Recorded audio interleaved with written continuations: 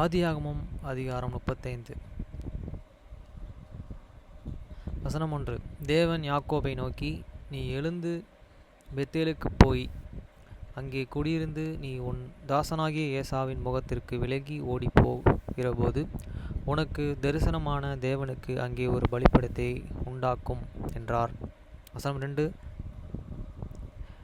அப்பொழுது யாக்கோபு தன் வீட்டாரையும் தன்னோடு கூட இருந்த மற்ற அனைவரையும் நோக்கி, உங்களிடத்தில் இருக்கிற அந்நிய தெய்வங்களை விலக்கி போட்டு உங்களை சுத்தம் பண்ணி கொண்டு உங்கள் வஸ்திரங்களை மாற்றுங்கள்.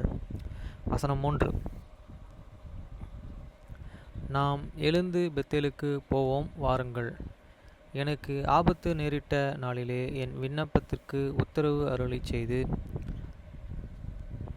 நான் நடந்த வழியிலே என்னோடு கூட இருந்த தேவனுக்கு அங்கே ஒரு பலிபீடத்தை உண்டாக்குவேன் என்றான்.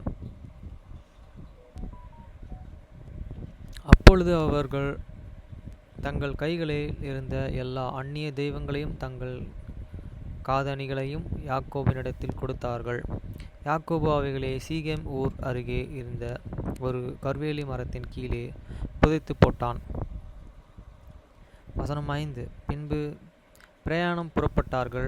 அவர்கள் சுற்றிலும் இருந்த பட்டணத்திற்கு தேவனாலே பயங்கரம் உண்டானதினால் அவர்கள் யாக்கோபின் குமாரரை பின்தொடர்ந்து இருந்தார்கள். வசனம் 6. யாக்கோபு அவனோடு கூட இருந்த எல்லா ஜனங்களும் கானான் தேசத்தில் உள்ள பெத்லகேம் என்னும் லூசுக்கு வந்தார்கள். வசனம் 7. அங்கே அவன் ஒரு பலிபீடத்தை கட்டி தன் சகோதரனுடைய முகத்துக்கு தப்பி ஓடின போது அங்கே தனக்கு தேவன் தரிசனமானபடியால் அந்த ஸ்தலத்திற்கு பெத்தேல் என்று பெயரிட்டான். வசனம் 8.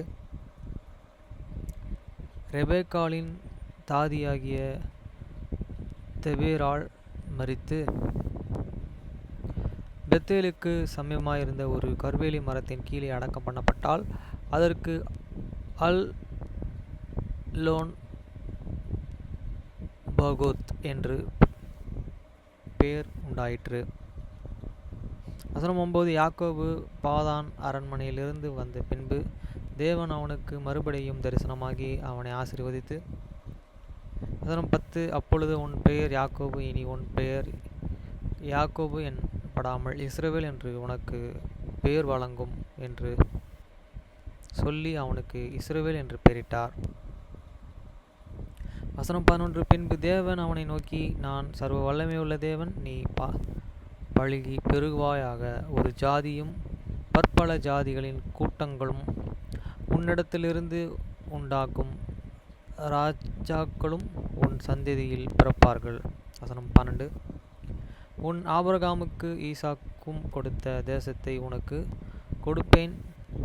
உனக்கு பின் உன் சந்ததி இந்த தேசத்தை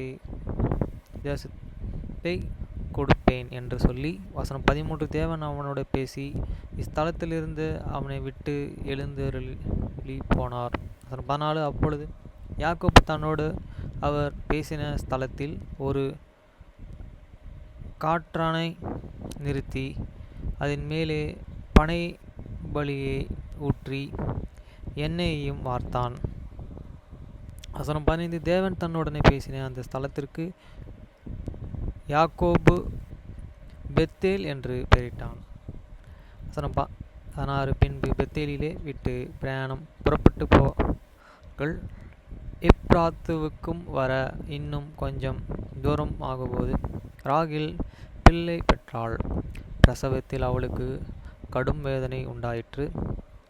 வசனம் 17.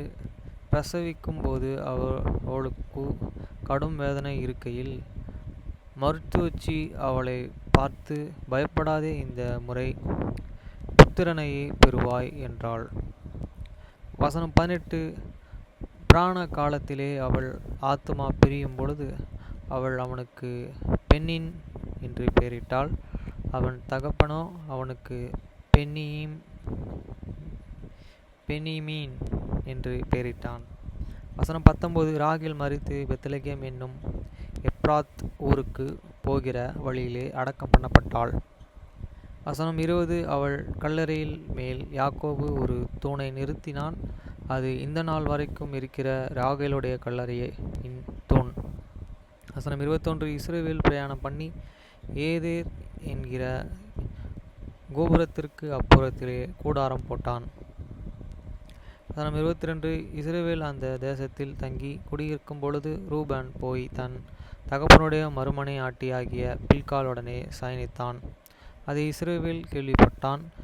வசனம் 23. யாக்கோபின் குமாரர் 12 பேர். யாக்கோபின் மூத்த குமாரனாகிய ரூபன், சிமியோன், லேவி, யூதா, இசக்கார், செபுலோன் என்பவர்கள் லேயாள் பெற்ற குமாரர். வசனம் 24. யோசேப்பு, பென்யமீன் என்பவர்கள் ராகேல் பெற்ற குமாரர்கள். வசனம் 25. தன் நப்தலி என்பவர்கள் ராகேலுடைய பணிவிடைக்காரர்களாகிய பில்காள் பெற்ற குமாரர்கள். வசனம் 26. காத், சேகர் என்பவர்கள் லேயாளின் பணிவிடைக்காரர்களாகிய சில்பாள் பெற்ற குமாரர்கள். இவர்களோ யாக்கோபுக்கு பதன் அரண்மனையிலே பிறந்த குமாரர்கள். வசனம் 27. பின்பு யாக்கோபு பர்பாவின் ஊராகிய மம்ரூக் தன் தகப்பனாகிய ஈசாக்கினிடத்தில் வந்தான். அது ஆபிரகாமும்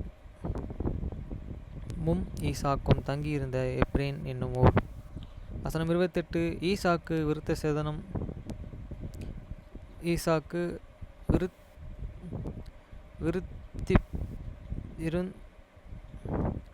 விருத்தப்பியுமும் பூரண ஆயுசு உள்ளவனுமாகிய 130 வருஷம் ஜீவித்து